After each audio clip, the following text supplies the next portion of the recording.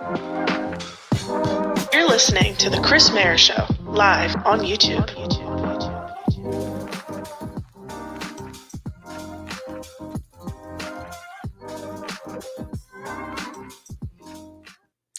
All right.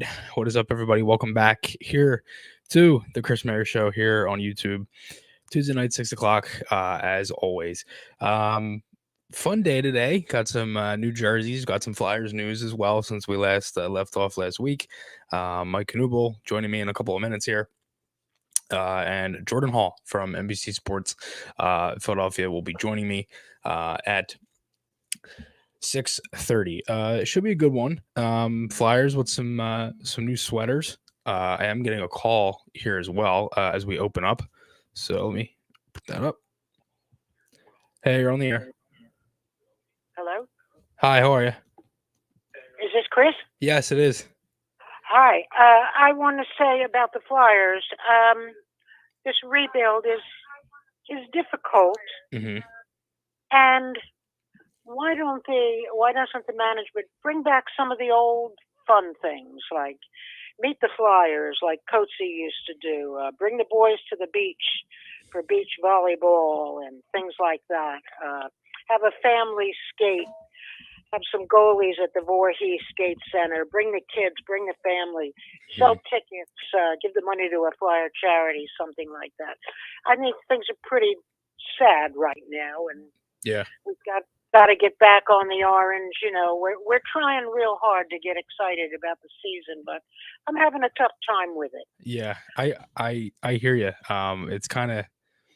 It's been like that a little bit too. I think there's a difference with, actually like the diehard fans like still being excited. And I think there's a lot of people that have kind of lost that. I think as the years kind of go on here, it should get back to that, and I think they are on track. But yeah, no, I agree. I think for me, I always went to the Trial on the Isle, and they haven't done that since COVID, unfortunately. I wish they would bring that back. Things that are fun to put the boys out there, let the girls look at them and cheer, and really go to the beach, have things at the skate center, stuff with kids. Yeah, no, for sure. Bring out the mites or something like that. Try to get people in a good mood and excited about the orange again.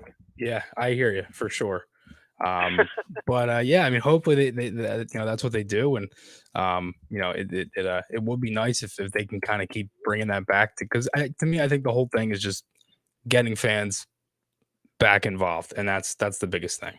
So if they want to sell tickets for the season, they're going to have to do something. Right, for sure. I agree. Okay, thanks for what you do. Thank you. I appreciate it. I'll Okay, we always watch you. Bye-bye. Thank you. Bye. I believe that's Judy. She used to call in before when I was doing the on tape. But Mike is here a little early, so let's just kind of switch over to that now.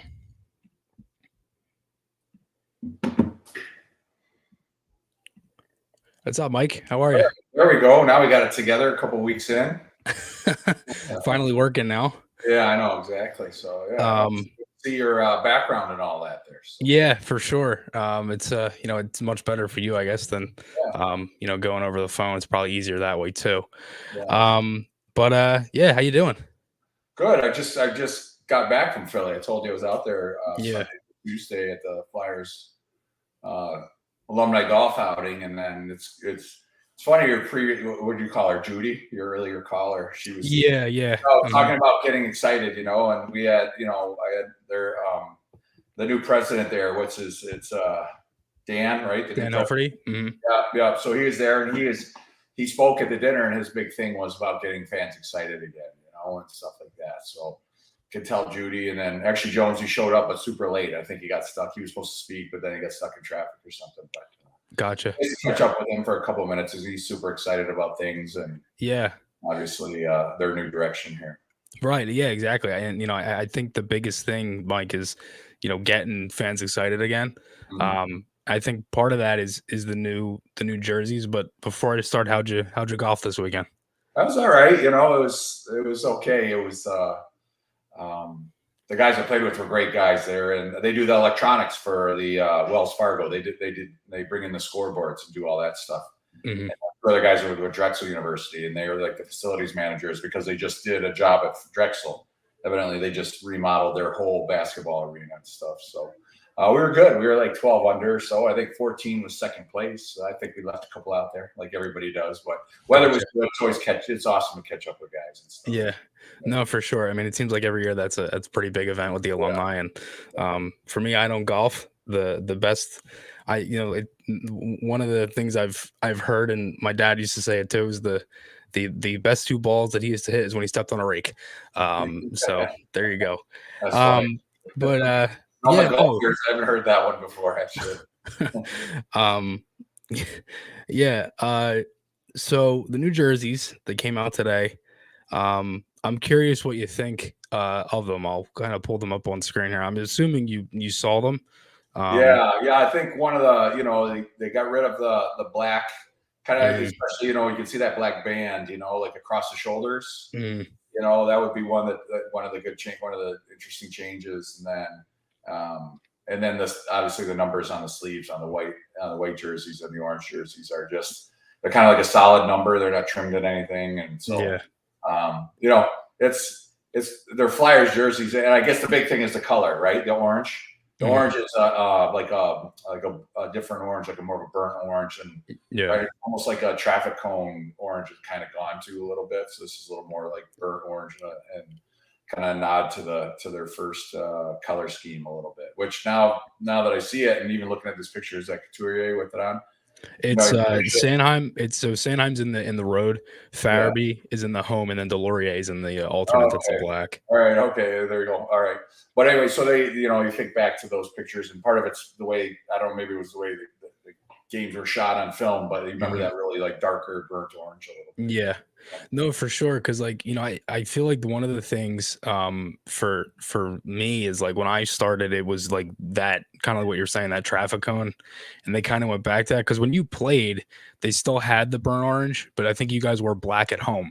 That was the only thing. Yeah. As a third, they reintroduced the orange when I was there again. Yeah. That was a big deal, getting the orange back. Cause then you had the white name bar. And it was quite a contrast because we were basically going off the white and the black pretty much. And but they reintroduced the orange, which, was their first nod at nostalgia. Schemes a little bit. It was a little, I can think back to like 07 or so. The logo itself was a little bit like kind of cluttered up a little bit, but it's a pretty simple color scheme. It's such a simple but effective logo, and and it's kind of like it's the logo itself stands the test of time, and it's so simple and just so iconic. You can only do so much sometimes. Right. Yeah, exactly. And I think the biggest thing is like everybody wants like a new thing, and like if you break it down in like the article that the Flyers put out in the press release, it's like kind of like the numbers you were saying. That's like the homage to like 1967 when they didn't have the outline, so they go with just the bland number. The stripe at the bottom, that's more like from 82, and then the burnt orange like we were talking about, and then the nameplate on the back that was introduced I think your second to last year in Philly in 08 is when they said that was in there. So all of it's kind of put into there, and you have all different eras and stuff, and like the main thing is there's no the piping around the shoulders, like there's none of that. So, I mean, we'll see. Like the one thing that kind of sucks is you have the jersey ad. But I had a feeling they were going to do that anyway, because it seems like every team's going to have a jersey ad up until this point now. Yeah. So unfortunately, it's kind of added in there, but just kind of going off that, Vegas wins the cup since the last time that we talked. They won that night 9-3, game 5. Marchessault wins the Conn Smythe. I think you picked that. I couldn't remember this morning if you had said Marchessault. I did. I think I picked the goalie, Hill. Oh, Patel? Okay. But yeah, that wasn't even after I made the pick with you, then I started like watching, that night I was watching, like there wasn't a mention of Hill winning that thing. So, yeah. Yeah, what do I know, right? Yeah. No, yeah. Like, so Marchessault wins the Conn Smythe. Have you seen any of the footage from the parade? Did you see the A Carlson little video? bit, I mean, you can't. Yeah, was it William Carlson? I saw that, a little bit. I don't know. It seems like, I haven't been on my Twitter a ton lately and just been traveling. So I haven't been staring at him. I had to watch Carlson because it's funny. And then the woman who's telling to get off the ice is Kim Frank, because she left with George McPhee when he went over to take Vegas. She was like his number one, his right hand person in DC, for the Capitals. So it's funny to see her trying to shush him off stage. Yeah. She's going like that, trying to get him to like stop or whatever. But yeah. I think, when Washington kind of blew the doors off everything, now everybody's got a green light to basically do whatever you want. And I don't know if it's the best example all the time for little kids, but it is what it is, I guess. Yeah, no, I hear you. I mean, I think for me, it's just like, you win like the hardest trophy, and obviously you've been there, you won. So I see what you're saying, because I think there's two sides of it too, where it's like, it's probably not the best thing for the NHL, but at the same time, the people I think that understand it, like you, who won and went through that and the grind to win it, I think there's two different sides to it too. Yeah, I just kept it a little more private back in the day. I was like, we're doing that, but it just wasn't in front of everybody, so a little more private. But hey, these days, I guess if there's no harm, there's no foul, and if nobody really, eventually somebody's going to go too far. Somebody's going to do something to really like put the lid back on it, or they get totally naked on the stage or something. But it's going to be something that's going to happen. But to put the lid back on it. Yeah, for sure. So it's such a media stirred thing, and you're probably going to roll your eyes when you hear it, but for me, this is the one year that I look at this team and I genuinely think that they can repeat. Like, they just have that roster, and like the only real difference is Barbashev. It looks like he's probably going to get paid. I don't know if Vegas can keep him. The other main thing is Stone, but if you were to say right now, really, really, really early, is Vegas a pick for you to repeat or no? Well, it seems group's the same. They're right about age, right? They kind of have lots more gas in the tank, and again, it depends how they come out of the summer. If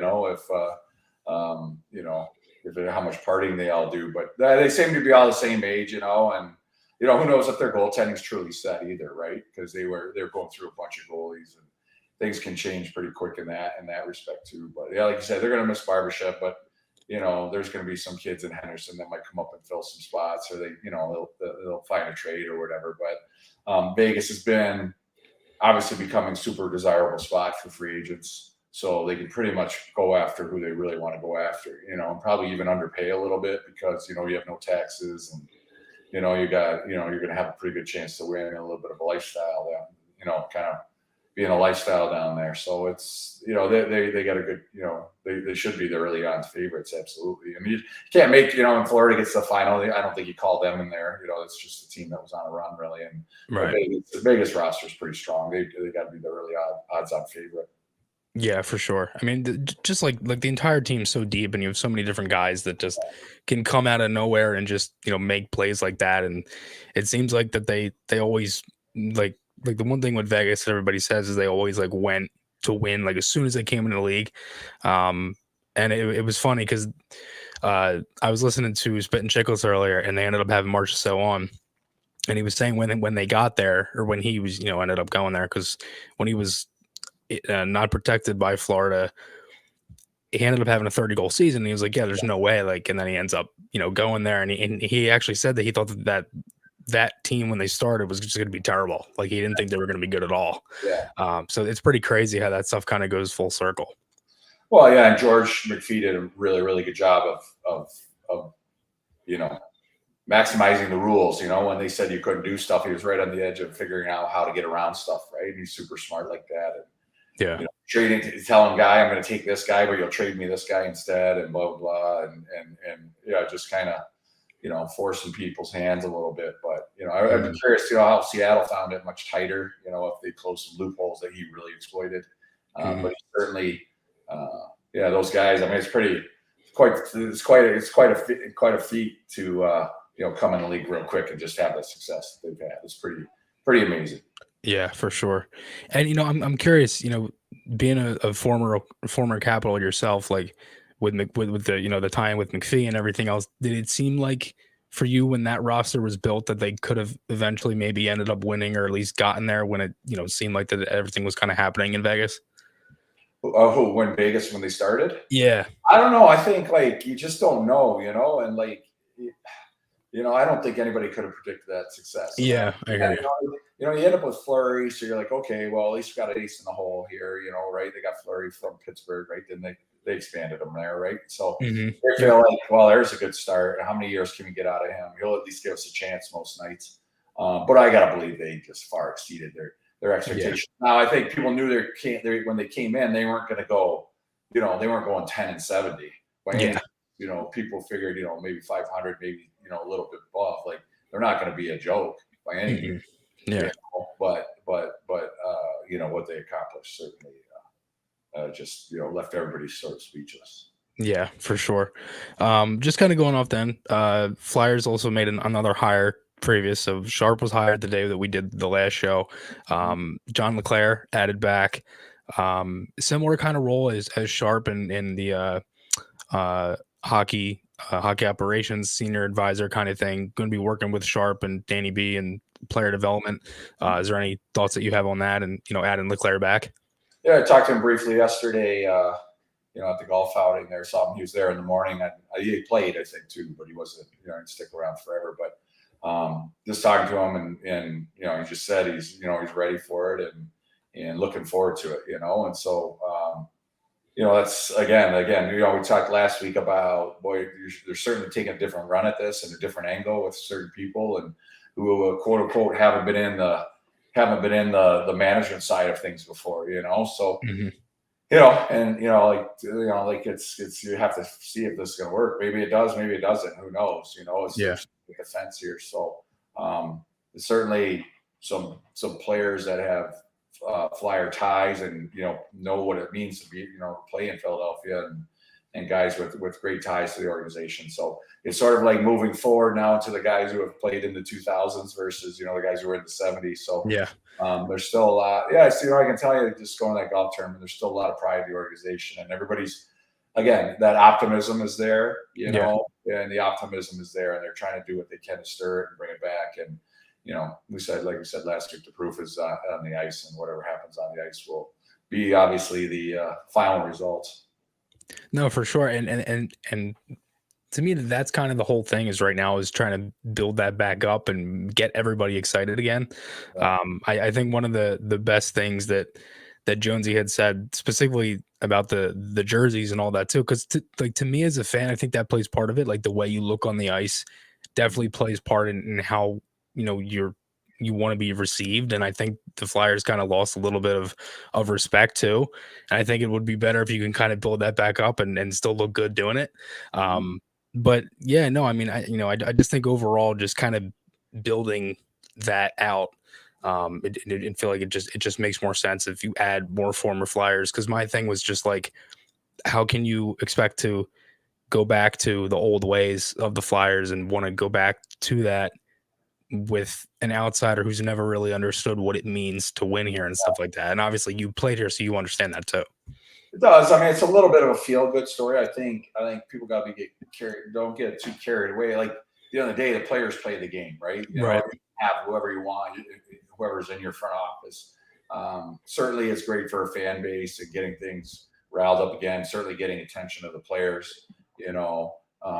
But again, it comes to the guys on the ice and how guys are developing in Lehigh. I talked to Ian LaPerriere for a while yesterday, which is great. So he's enjoying himself there and liking the challenge there. And we talked about a few guys that I just knew personally, so she caught up on that stuff. But, it's how those guys come through there. And again, the scouting department and, get lucky in free agency and grabbing a guy or two, and so, I think like way back when, you get Keith Primo in and like free agency and, he was a franchise changer, for this team. He led the team for a number of years, and that's the guy you got to kind of find the next guy who's going to change the franchise, you go back to the team and ends of the Hartnell, some guys who came in from the outside who helped change the franchise, and then you complement them with the Gagnes, Danny came in to change things. There's a few draft picks in there that, the Richards and those guys. So it's just getting all that going in the right direction, and that's how you do it. So it's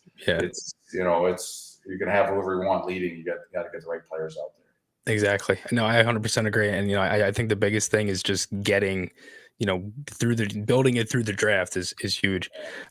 Just one last thing, Mike, before I let you go.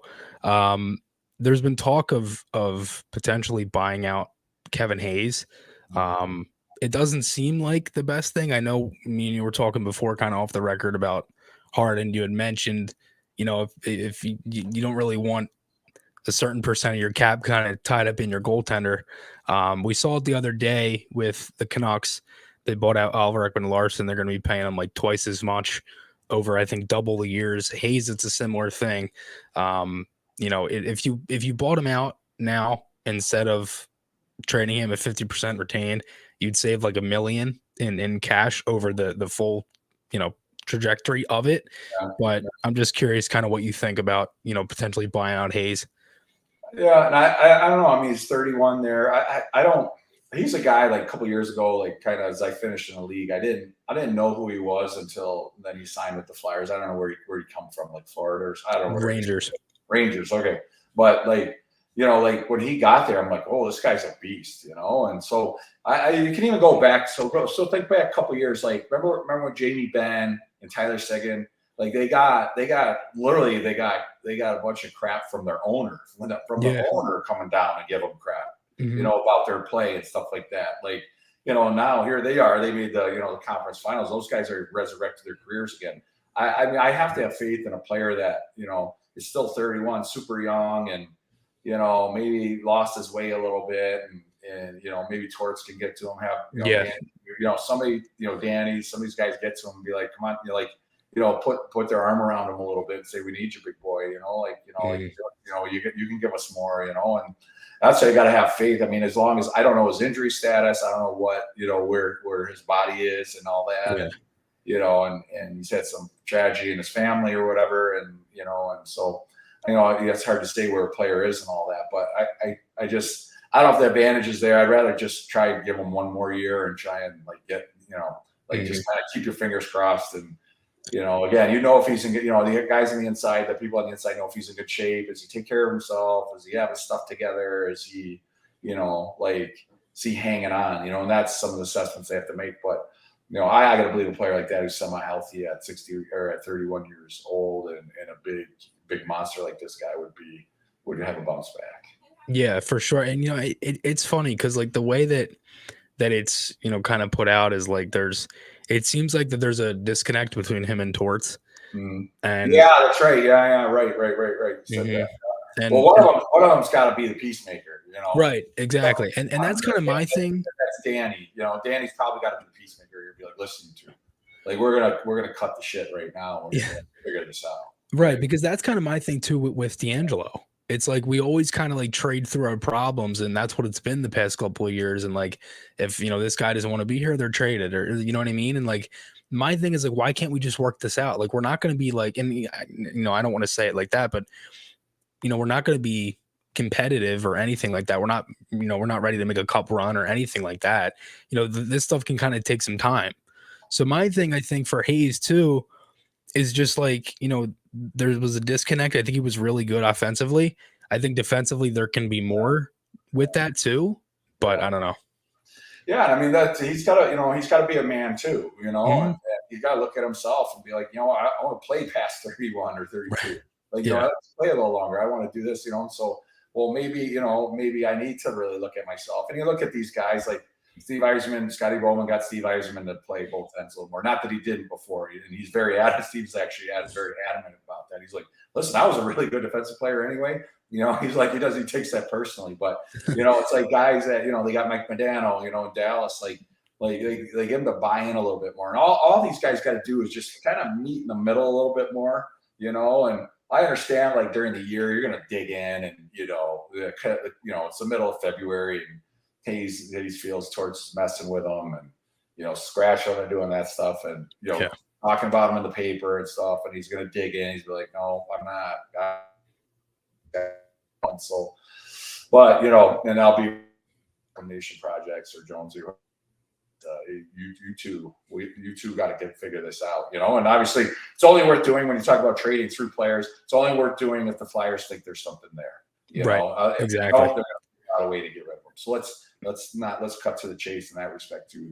You know, this is pro sports. It's not putting your arms around everybody and singing Kumbaya, right? So it's like, if you can help us, you know, and everybody's just gotta believe it. You help me, help you, type thing, you know. Yep. Exactly. And you know, it was rumored today that they almost had a deal done the other day to move them. So I mean, we'll see. Obviously, they're shopping them. But Mike. Thanks again. I appreciate it. Thanks again for your time and all that. And I'll talk to you next week. All right. Appreciate it, man. I love the video. It's a lot better this way. I like it. Awesome. Yeah. We're getting better every week, buddy. Thank you. I appreciate it. I'll talk to you, Mike. All right. Thanks, Chris. See ya. Yeah. There he is. Mike Knuble. A really nice guy. Always love talking to him. Thanks again to Mike and for coming on, and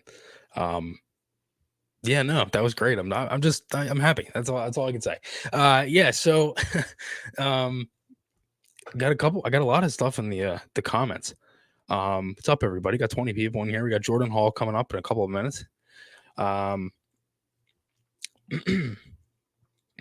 Mr. Twister, I agree. Florida was killed with injuries. I do apologize. The comments bar, when I bring them up, is going to kind of cover my thing on the bottom, but Mr. Twister, I appreciate that, man. Thank you. I love having Mike on. He's great. Super nice guy, and really good. Emmy, thank you for watching. I appreciate it. It's my girlfriend. She's a beauty. Lou, what about Gagne? that's awesome. Simone Gagne, GM in Quebec. Awesome stuff. I had a feeling that was going to happen at some point. But I'm super stoked for Gagne. That's awesome. Godlo Green, what's up, brother? How are you? Solomon Fox. Heard Sharp and Leclerc speaking tomorrow. Nice. That's awesome. I'll have to check that out. I haven't seen anything since I've been on air, but I'll have to check that out after the fact. Again, we got Jordan Hall coming up in a couple of minutes here. Gonna be talking about a lot of stuff with Jordan, and Jordan does great work for NBC. Tristan, I'll get you after, buddy. Just want to kind of prep a little bit here for Jordan and kind of get myself together, but I will get you after, I promise. And that is for anybody else who wants to call on as well after the Jordan Hall segment interview. I will I'll take some calls as well. I mean, I'm curious, what's everybody thinking about the jerseys? Anything? Oh, sorry, Dad. I didn't see you comment. You didn't even comment until now, Dad. Come on. This guy. WTF. I've been here since day one and I don't get it. Hi, Dad. Listen, you're the shining star in the watch parties, okay? You have to remind yourself of that. Where Emma will sit in the back and doesn't want to be on camera. That's the difference.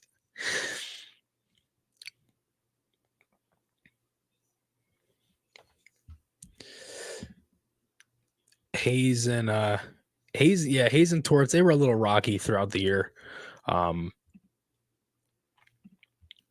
seemed like that was kind of, ebbing and flowing and stuff like that.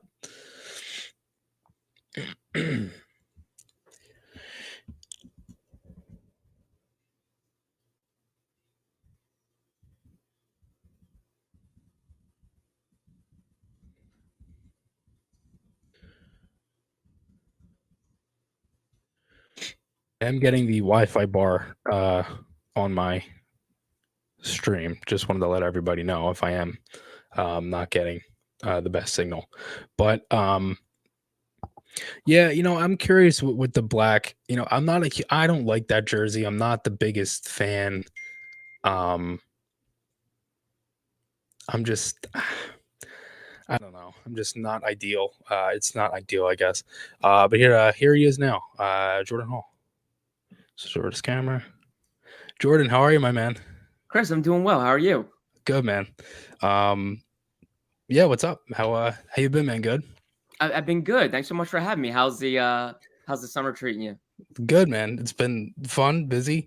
But yeah, no, it's been a good time, and we got hopefully some stuff coming soon. And I know you've been busy kind of plugging away. You're doing really good work, and just kind of curious as today kind of happened and the new jerseys. You got any thoughts on them? It's funny. I never really have like a strong or bold take about jerseys. I know they can be a little divisive and polarizing among some people. I think the new jerseys, though, for the Flyers are fine. I think they do a good job, I think, of blending in different eras of the team's history. And I didn't think the Flyers would do any major shakeup there in terms of new jerseys, but it's cool to see somewhat of a different look. And I think the big thing with the Flyers is they don't want to abandon the roots of the jersey, and that's the logo and certain other little qualities that I think they took from different eras and put it into one. Yeah. So yeah, I think it's cool. It's a little different, but I'm usually indifferent on jerseys, and I think I'm definitely indifferent here. No, I hear you. For me, I like it for that reason. I think because you add the history into it. You obviously, we've talked before. Like I'm a huge nerd for Flyers history, to say the least. So that for me, I think was huge. Just kind of just going off that though, and just looking at the roster. It was reported a little earlier today, actually a couple hours ago. The Kevin Hayes. It seems like Hayes is going to get dealt. Is there any thoughts that you kind of have on that? Like for you, are you seeing a buyout possibility? Like I was just talking about it with Mike Knuble, and he was kind of saying, it seems like it might be able to get repaired. I'm not too sure. I mean, I'm just kind of curious where you kind of see the whole Hayes situation and the Flyers at this point. Sure. And before I tap into that, I'll even say one last thought on the jerseys.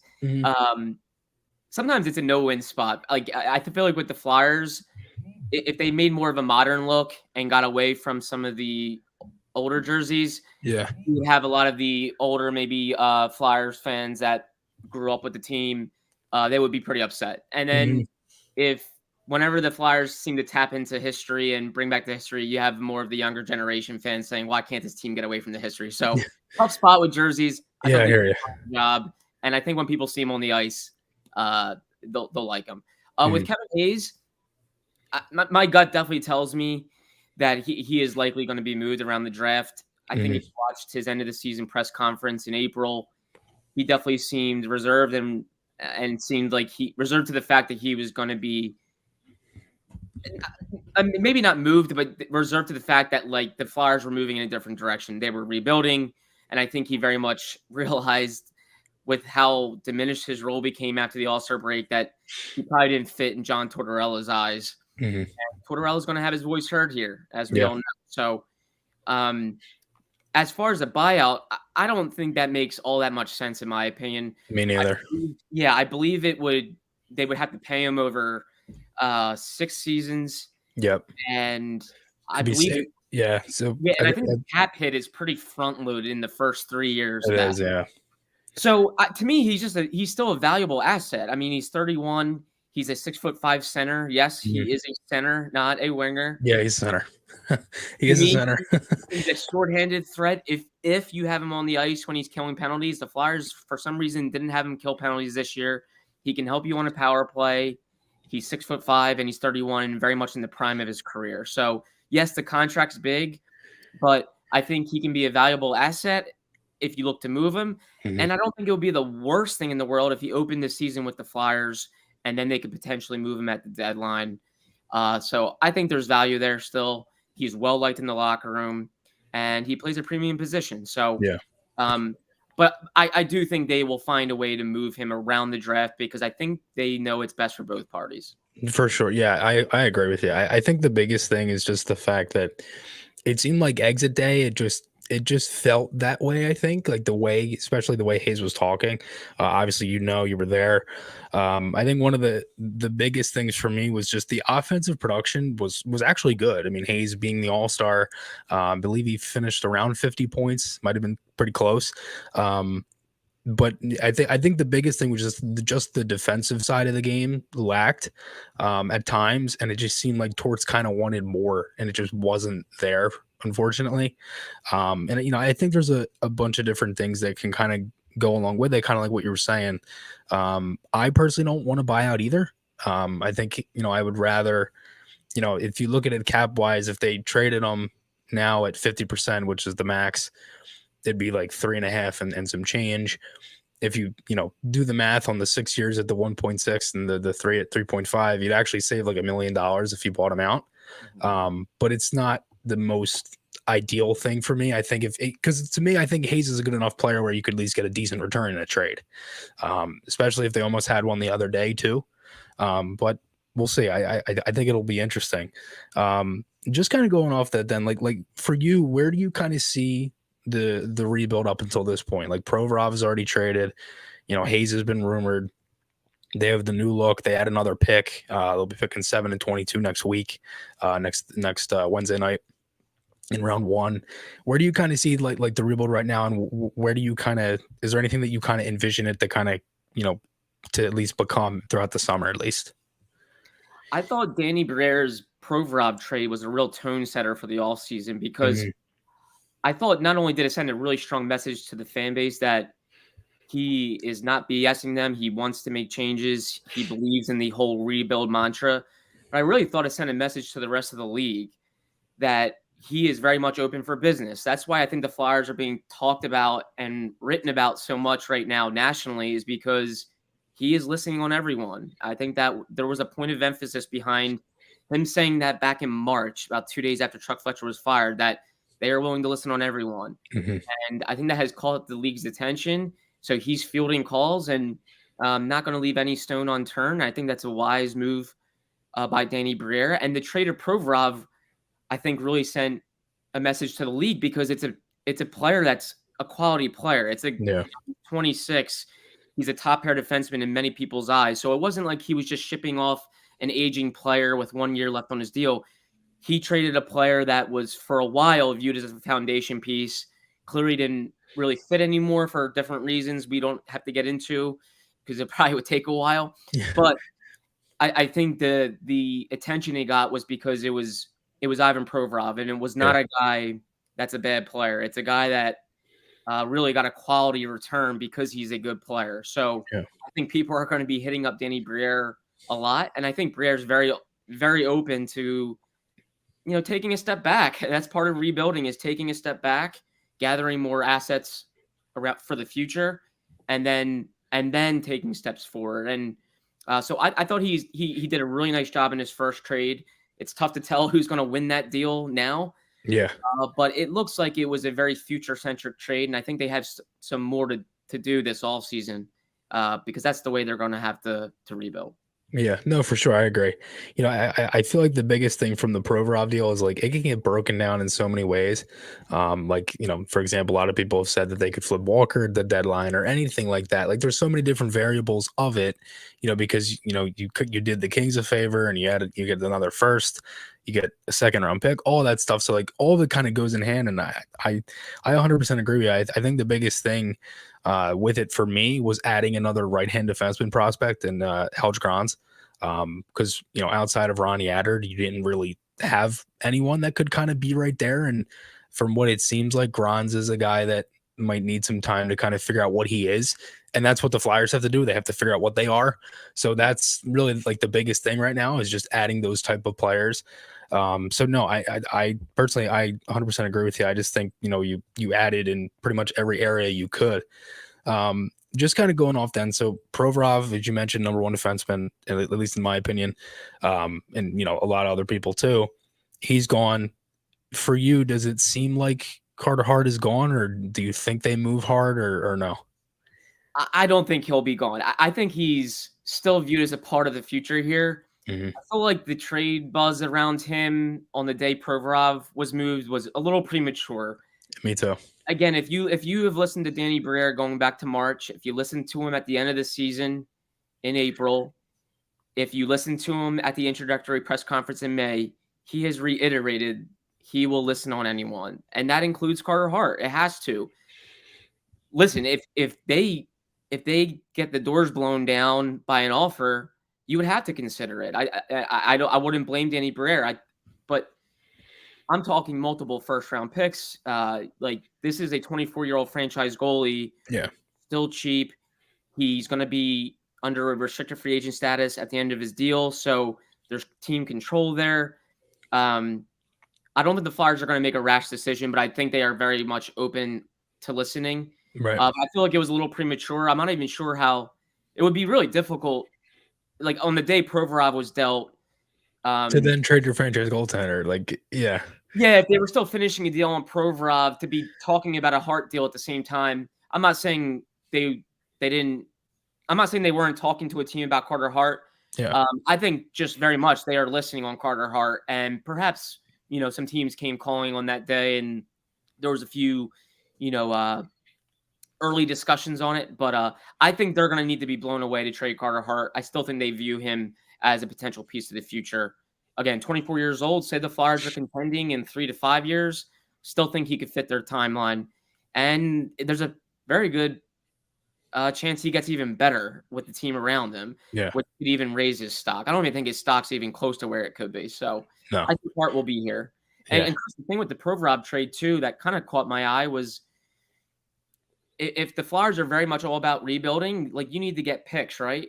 Next year, if conditions go their way, I believe they could have 2 firsts and 3 seconds in the 2024 draft. That is, of course, depending on conditions, right, from previous trades, but that's not bad. Like, they're starting to gather picks. They have 10 in this draft. So real positives there, thinking just getting future-centric assets and trying to continue to get younger. That's the biggest thing. Yeah, no, for sure. I just going on the conditions. I know the one is from the Provorov deal that's the second rounder from either 24 or 25. Yeah. So that's part of it. Off the top of my head, I don't remember any of the other ones, but that's a good stat by you. And I think one of the main things with Hart is just the fact that like I know goalies don't really get that much in return. Like, I think one of the biggest goalie trades is actually Corey Schneider. When he went from, I think it was Vancouver to Jersey, or it might have been vice versa. I can't remember. But and I'm looking at it and I'm like, well, yeah, but like, this is Carter Hart though. You know what I mean? Like, it's a different conversation when the goaltender's 24 years old and is already done what Carter Hart has. Like, most goaltenders don't really break in until they're like 27, 28. Like, one of the best examples I could give is Jacob Markstrom, who I believe right now is 31. Took him until he was close to 29, 30 to really get into his prime years. And that's what he is right now. He's one of the best goalies in the league. So, I think that's the thing, is like, you're kind of playing with fire a little bit if you trade Hart, because it's like, and part of it too is the whole World Junior situation. You have to figure that out first, I think, too. That's obviously going to be part of it. If there's, anything that comes out with that, I think there's going to be something that at least there's going to be a team that says, let's kind of wait here. So it seems like it's like a whole thing, but just kind of going up to the draft, obviously Flyers are picking 7th, 22nd. They might add another pick, I don't know, in between, or maybe 1 through 6, who knows, before round 1. But if you had to pick right now, like, if tonight was the draft, who would you take at number 7 if you were walking up to the podium?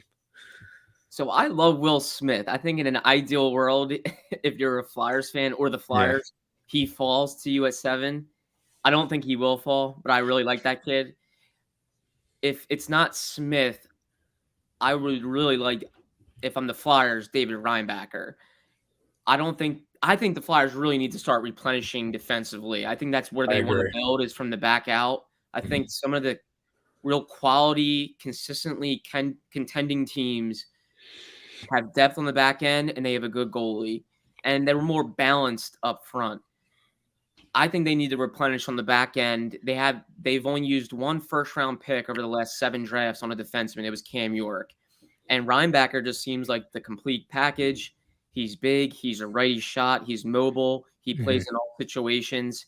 And I think the future would be pretty exciting if you get him and then you pair him with Cam York. You're looking at two really young kids that could be, maybe here for a decade as a potential top pair. I mean, York's only 22. You add Reinbacher, who looks like he could be pro ready now. I think there's a lot of intrigue there. I know the draft is real top heavy with forwards, so the Flyers could have maybe their shot at who they view as the best defenseman in this draft.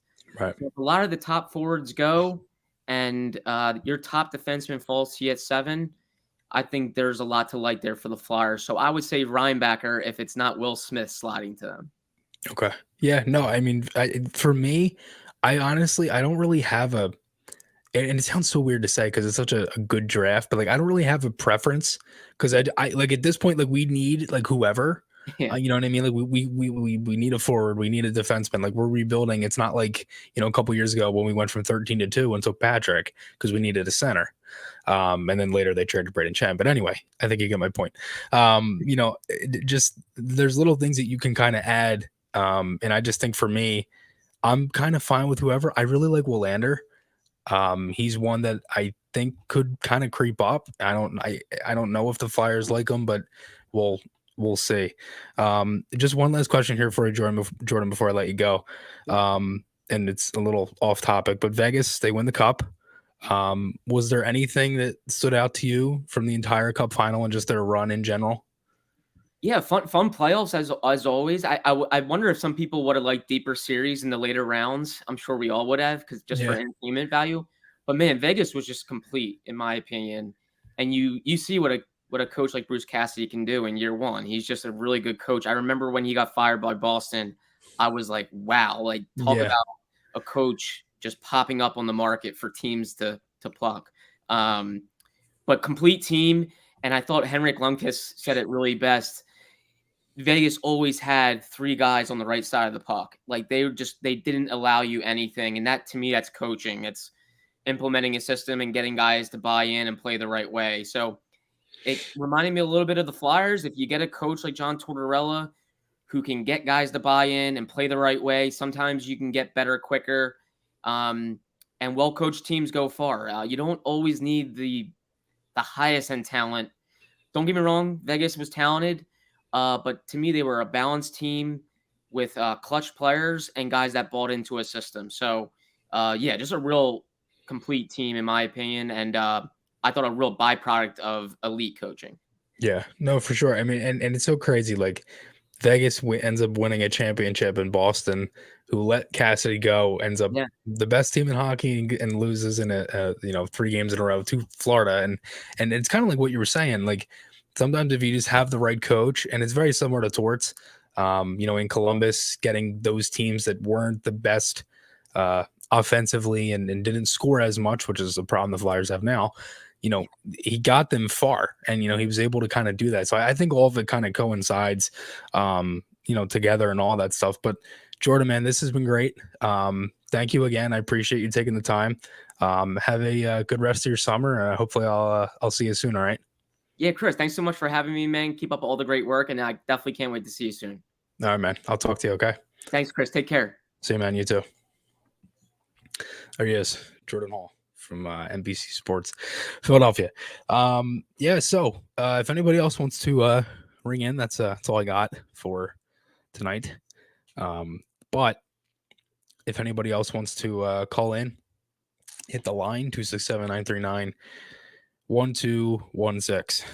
I try to say that slow so everybody understands, because I've kind of done some stuff that's like, I've done, some research and things of saying things quicker and slower, and it sounds so weird. But my dad is ringing in.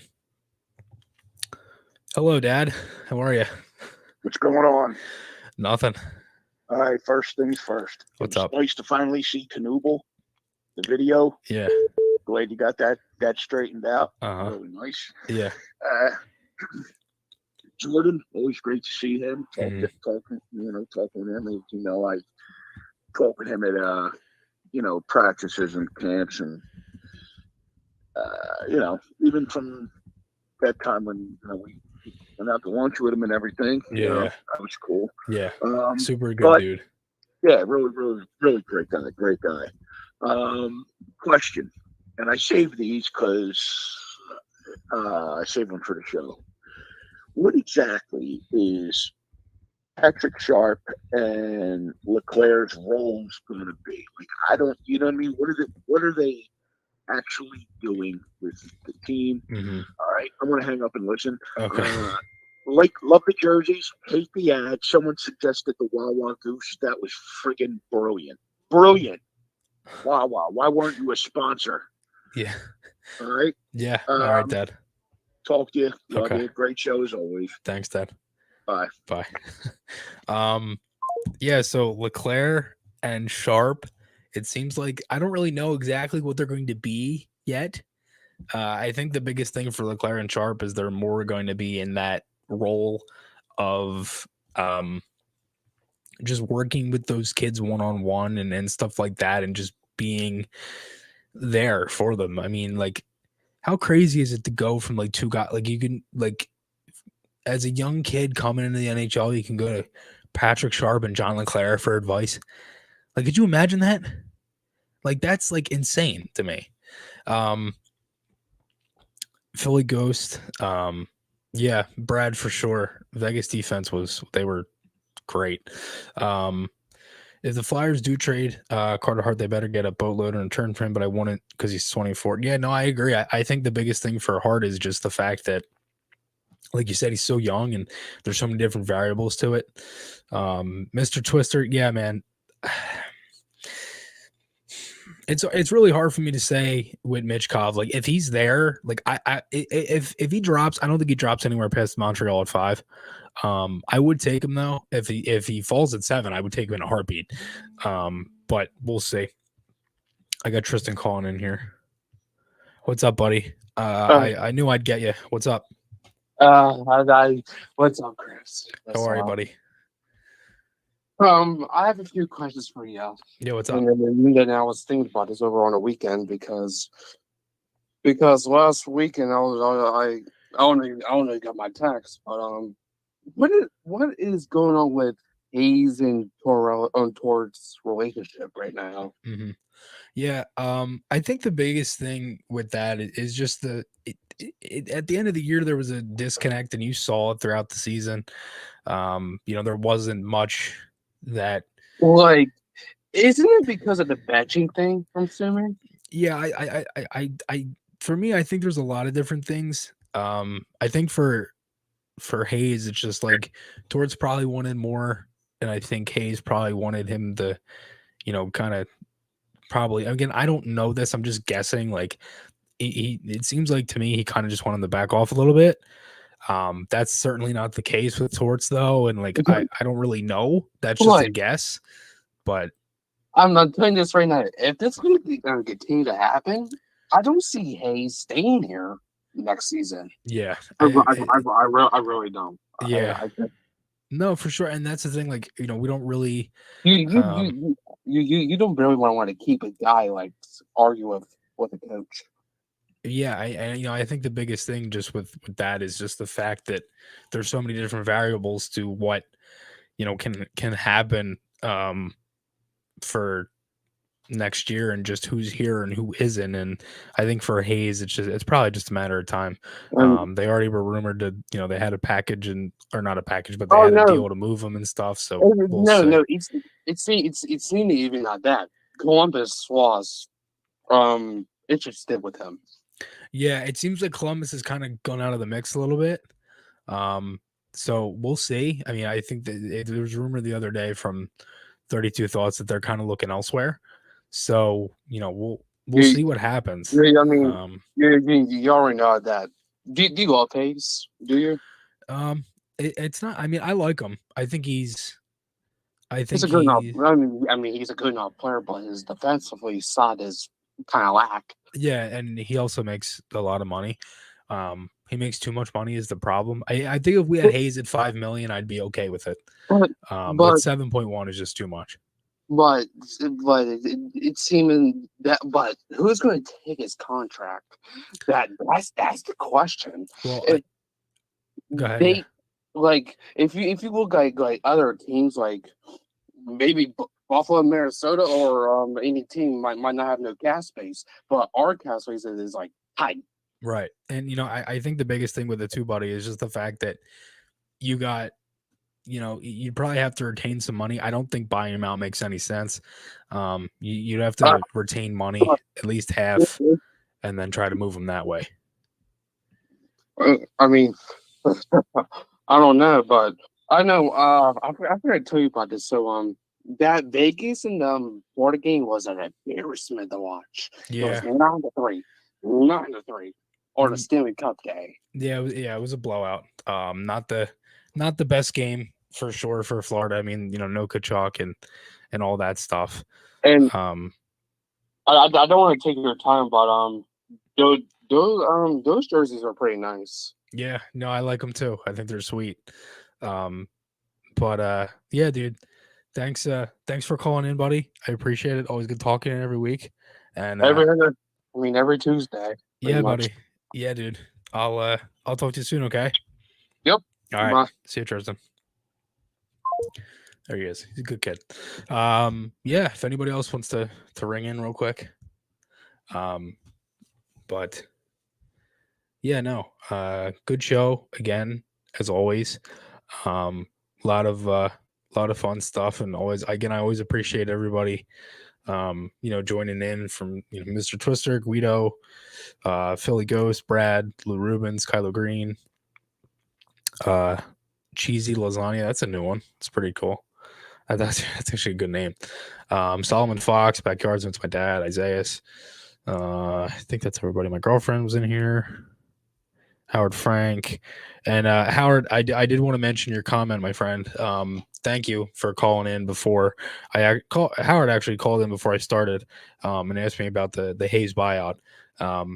Howard is really good guy, who actually had emailed me I think it was last year.